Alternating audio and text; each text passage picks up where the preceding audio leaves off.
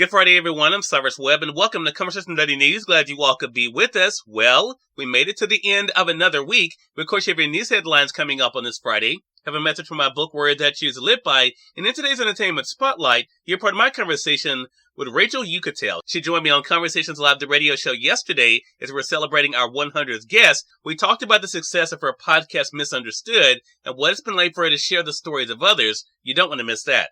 Enjoy today's broadcast. For Conversation Dirty News, I'm Cyrus Webb with your Friday headlines. In Mississippi news, historic Mississippi Museum burned to the ground, says WLBT. A historic building in Mississippi is no longer standing after it caught fire. According to the Carroll County Sheriff's Office, a Delta Electric Service technician was dispatched to the Mississippi John Hurt Museum on County Road in Tico area of the county in the early morning hours on Wednesday. Upon arrival, the museum was discovered fully engulfed in flames. The Sheriff's Office and the Volunteer Fire Department in Carroll County immediately responded to the scene.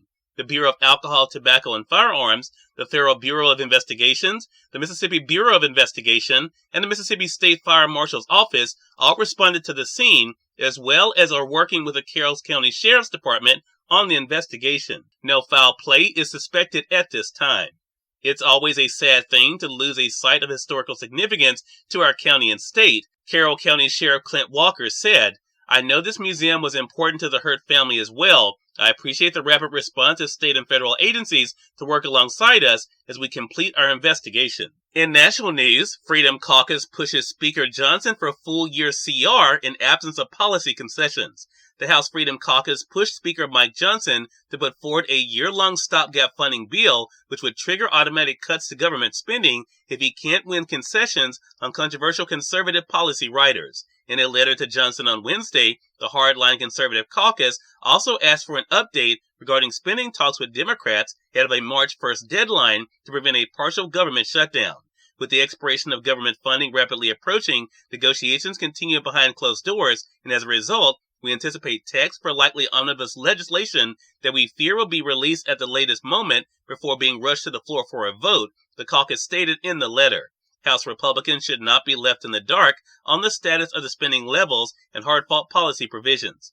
Johnson has faced pressure from his right flank to hold the line for lower spending in ongoing bipartisan talks and to push for a laundry list of policy riders related to issues like diversity initiatives, border issues, and other GOP priorities. Included in a list of provisions outlined in the letter are measures that would reduce Homeland Security Secretary's salary, target the Pentagon's travel policy, and defund Planned Parenthood, as well as other items taking aim at some of the Biden administration's actions on student loans and funding for what is described as new massive Pentagon-sized headquarters for the Federal Bureau of Investigations. In more national news, Wendy Williams' family confirms she wants to return to TV at the treatment program, whatever makes her happy, they say.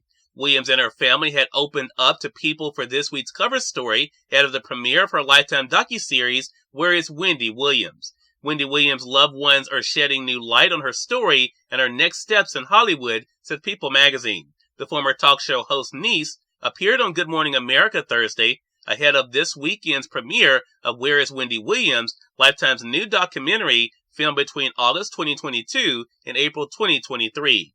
I said I wasn't going to cry because I feel like I've cried enough over the last year and a half, the niece told Deborah Roberts. But what people are going to see is a broken woman who has had the world on her shoulders for so long and just cracked.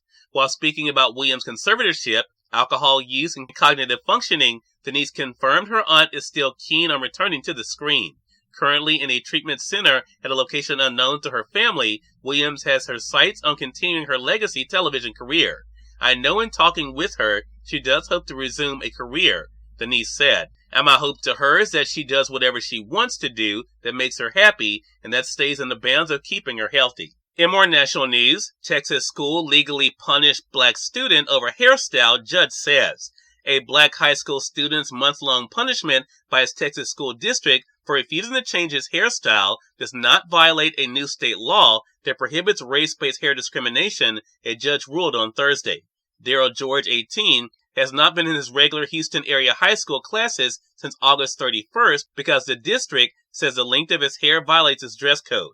The district filed a lawsuit arguing George's long hair, which he wears in tied and twisted locks on top of his head, violates its policies because it would fall below his shirt collar, eyebrows, or earlobes when let down. The district said other students with locks comply with the link policy. And finally, in business news, rallies set off on Wall Street on Thursday, says the Associated Press. The S&P 500 rose 2% in afternoon trading on Thursday. The big gain put the benchmark index on track for another record high, while pushing it higher for the week after 2 lackluster days. Cyrus Webb, Conversations Daily News. It's on time for a message from my book, Words I Choose to Live By. Enjoy. Good Friday, everyone. I'm Cyrus Webb, and welcome to Words I Choose to Live By. Don't waste a single moment of this day on anything that isn't going to offer you the return you deserve. The investment you make today will surely pay off to you in time. Have a great Friday and enjoy your weekend. We are part of my conversation coming up with Rachel Uchitel in today's Entertainment Spotlight. Stay with us. You're listening to Conversation Daily News. For Conversation Daily News, I'm Cyrus Webb with the Entertainment Spotlight. Rachel Uchitel joined me on Conversations Live, the radio show, to talk about her success and her podcast, Misunderstood. Here's a bit of our conversation. Rachel, thank you again for the time. Really do appreciate it. Absolutely. It's an honor and a pleasure to be with you today. Hey, the pleasure's definitely all mine. I was saying to you before we went live here, I had a chance to be able to do a deep dive into your podcast. So congratulations on the success of Misunderstood. Let's kind of begin there, Rachel. What has it been like for you to have created this platform, this safe space is how I kind of look at it after being able to watch some of the episodes and to see the way that people are responding to it? Yeah, it's something that I went through. Listen, my podcast is about people who have been reduced to a single headline and they're on a mission to change their narrative. And if it's not about a specific person, I like to talk about subjects that need to be reconsidered, in my opinion. So I've had politicians, athletes, actors, sometimes reality stars, activists, so all sorts of people. And when I first started my podcast, I think people thought I was just going to be interviewing people who had been through a scandal. But it's not that. I think feeling misunderstood is a universal theme, and I think everybody should have the chance to have a platform to tell their side of the story. Because I think it is important to shed light on the stories of those who have been wrongfully portrayed and explore the complexities of the human experience, why we do things, why we turn in different directions, and then celebrate the power of second chances. So that's why I started it, and I've been loving doing it. Every single guest I have on my show, I handpick, I research them, I stalk them kind of until they say yes. I don't go through a booker. I really go to the heart of who I think is important to get to. And for the most part, when I tell them, what the platform is, they always say yes. So I'm really excited about that. Cyrus Webb, Conversations Daily News. We thank you all for tuning in to this edition of Conversations Daily News. We're back on Mondays, more news, message from my book, Word That Choose to Live By, and of course your Entertainment Spotlight. Until then, I'm your host, Cyrus Webb, saying as always, enjoy your day, enjoy your life, enjoy your world. Thank you all for choosing Conversation Daily News today. Now let's go make today amazing. Take care.